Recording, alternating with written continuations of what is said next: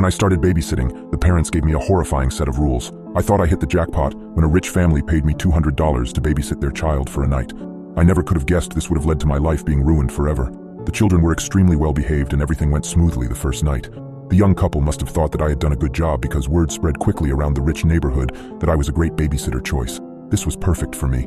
Most of the families around here pay way better than where I live since they all come from a long line of wealthy families, but I was always suspicious about some of the families. You hear rumors about really rich people, some very creepy stories, but I never actually believed any of them. Sometimes I'll babysit for a few hours and make a couple $100. Other times the parents want me to stay the night while they go off and get a hotel room so that they could be away from their kids for a change. That is where I make the big bucks. A couple of days ago, a husband and wife had texted me asking if I could stay the night at their mansion and watch their 7-year-old little girl for them. I happily agreed, not knowing this might be the last time I ever see the outside world again. When the day finally came, I drove my beat-up Jeep Wrangler to the edge of the rich neighborhood and made my way up this private driveway that I had never noticed before because the entrance was hidden back amongst the trees that surround the entire north side of town. I drove up this steep, winding driveway for what seemed like 10 minutes before I finally saw the house come into view. Out of all the houses I've babysat at, this was hands down the most gorgeous one I've ever seen. I hoped I would get some good money for this. I got out of my car and made my way up to the front porch, where I knocked on this gigantic wooden door. A few seconds later, a beautiful woman in her mid-30s answered and introduced herself as Mrs. Collins.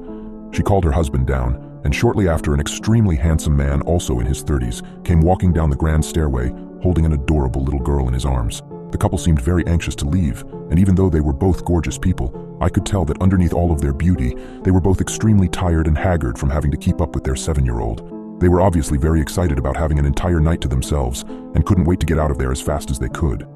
Before Mr. and Mrs. Collins left, however, Mrs. Collins handed me several pieces of paper and told me that she had written down a couple of instructions for me to follow throughout the night.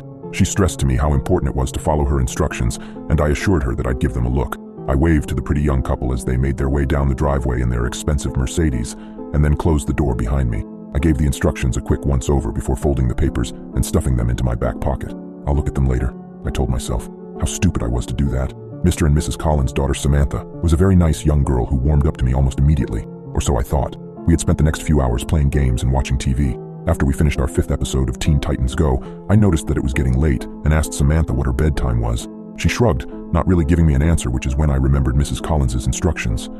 I pulled out the folded pieces of paper and scanned through them very quickly when I saw the words, "Samantha needs to be in bed before 8 p.m. I checked the time to find that it was almost 7:45. "Well, it looks like your bedtime is right now," I said, lift Samantha up off the couch so I could get her ready. She brushed her teeth and I tucked her into her California king-sized mattress. I told her goodnight and was leaving her room when she said something that stopped me in my tracks. "Don't forget to lock my door before you leave," she said. I stopped walking and turned back around toward her, confused. "What do you mean, don't forget to lock your door?" I asked. "Why would I need to lock your door? What if you have to go to the bathroom in the middle of the night?" She looked at me innocently and shrugged her shoulders again. "I don't know, but Mommy always locks my door before I go to sleep. She says she does it to protect me and herself. I don't remember what happens after I fall asleep, but Mommy says that I always try to leave my room at night, which is a bad thing." I looked at her dumbfounded. I didn't know what to say. What sort of parents would lock their child in their room at night? "Mommy told me that she would leave instructions for you to follow, and locking my door is one of them," she said. I had forgotten to read the rules. "Oh, okay, Samantha, I'll lock your door." "Good. Good night, sweetheart," I stammered. She gave me a big smile and rolled over in her bed.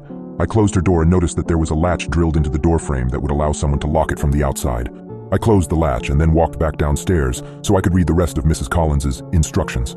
When I had first seen the pieces of paper, I was under the impression that they were just instructions that told me what shows Samantha is not allowed to watch or how to operate the surround sound. After I started reading them, though, I realized that I was wrong. I was completely and utterly wrong. I started reading, "Hello, Annie. I'm so glad that you agreed to stay the night and babysit Samantha for us. She's such an angel, and I'm sure that the both of you will get along very well. I know that our house might seem old and scary, but don't worry because nothing bad will happen to you as long as you follow some simple instructions. Firstly, Samantha needs to be in bed in her room with the door locked before 8 p.m. Do not open up her bedroom door after 8 p.m. I repeat, do not open Samantha's bedroom door after 8 p.m.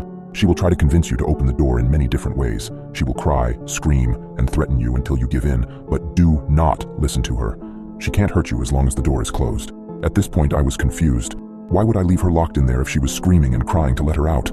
Something horribly wrong was going on here, but I continued reading.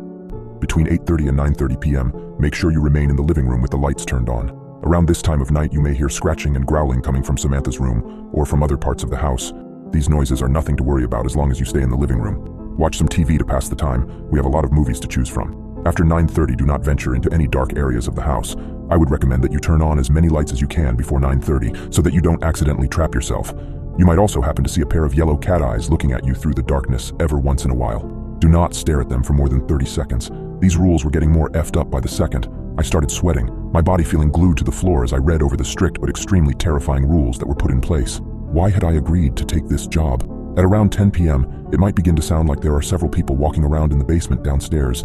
Do not worry, because as long as you stay out of the basement, they cannot get to you. I know it sounds unlikely, but around this time you will begin to feel an overwhelming urge to walk down into the basement. If this happens, go into the kitchen and drink a cold glass of milk. This usually helps.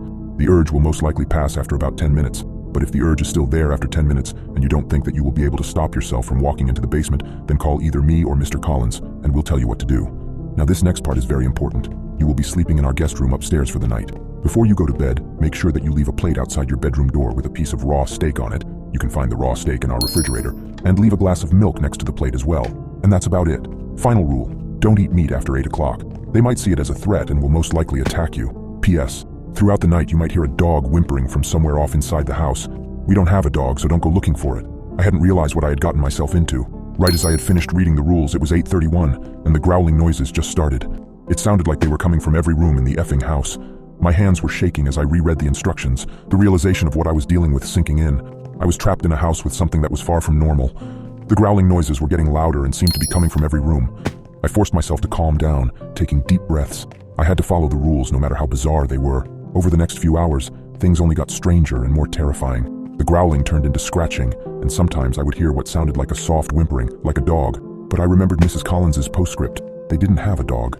I stayed in the living room, keeping the lights on as instructed, and waited. The urge to go down to the basement was strong, but I fought against it, going into the kitchen and gulping down glasses of milk. Around 10 p.m., I heard the sounds of footsteps in the basement, but I didn't go down there. I stayed put, watching TV to distract myself from the cacophony. It was during one of these distractions that I noticed a different piece of paper on the coffee table, a sheet that had been tucked away under a magazine. It was a diet plan for Samantha, written in Mrs. Collins's neat handwriting. My heart skipped a beat as I read through it. It was a weekly meal plan, but it wasn't the usual fare you'd feed a 7-year-old. Liver on Monday, kidneys on Wednesday, heart on Friday. It was a diet composed of human organs. My stomach churned as the horrifying truth hit me. Samantha wasn't just some ordinary child. She was something else.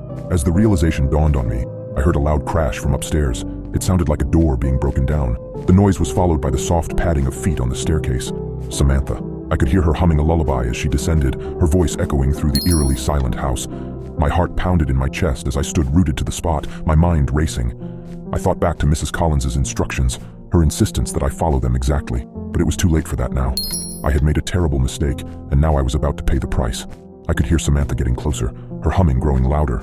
It was then that I realized the horrifying truth. I wasn't here to babysit Samantha. I was here to feed her.